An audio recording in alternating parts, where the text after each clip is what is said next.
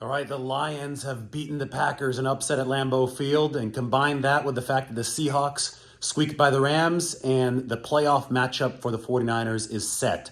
Round 3, Seattle at San Francisco next weekend. The 49ers will take on their arch rivals from the Pacific Northwest in the wild card round. Number 2 seed 49ers, number 7 seed Seahawks. And we don't have to talk about this matchup long. I'm going to keep this short and sweet. The 49ers were significantly better than the Seahawks in both of their first 2 games. In fact, the one in Seattle where they clinched the NFC West, the 49ers believed that they should have won by many, many more points, and they still won by 2 possessions, I believe. It was still a gap there, even on the road in Seattle. I mean, the officials helped Seattle out by that roughing the passer penalty, where Diamond Lenore had the pick 6 wiped out. The first game, week 2, where Jimmy Garoppolo took over for Trey Lance, that was a blowout right here at Levi Stadium, where the 49ers won today 38-13 over the Cardinals. So I don't think there's a reason to expect this third meeting to be any different. The 49ers are a vastly superior team to Seattle. I think they'd rather face Geno Smith than Aaron Rodgers. They're going to get to face Geno Smith and not Aaron Rodgers. And most importantly, it's going to happen right here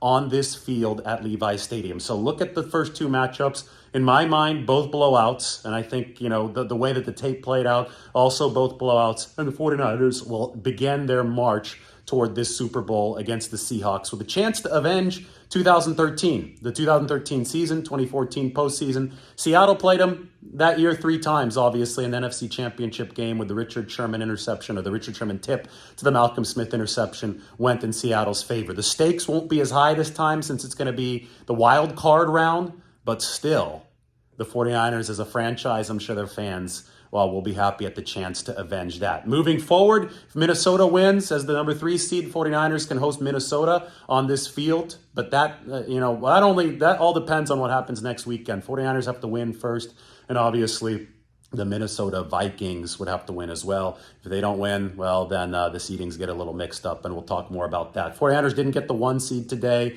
That belongs to the Eagles. Still a chance, though, that the Eagles lose in the divisional round. All right, we're going to talk a whole lot about this all week, but it's 49ers Seahawks in the wild card round coming up next week right here from Levi Stadium, where the 49ers just won their 10th straight game. The last time the 49ers won 10 straight games to really end the meaningful part of the regular season, let's put it that way, was in 1994. And that is when they last won a Super Bowl. So maybe that journey in the playoffs begins here next week against Seattle.